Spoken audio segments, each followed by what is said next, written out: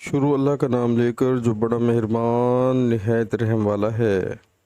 حضرت عبداللہ بن عباس رضی اللہ تعالیٰ عنہ سے انہوں نے بیان کیا کہ رسول اللہ صلی اللہ علیہ وآلہ وسلم اپنے مرض وفات میں باہر تشریف لائے، سر پر پٹی بندھی ہوئی تھی۔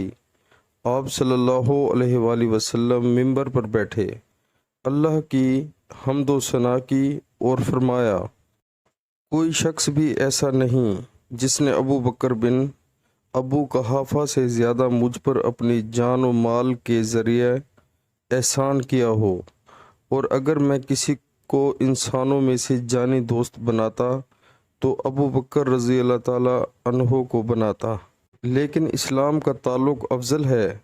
دیکھو ابو بکر رضی اللہ تعالیٰ عنہ کی کھڑکی چھوڑ کر اس مسجد کی تمام کھڑکیاں بند کر دی جائیں۔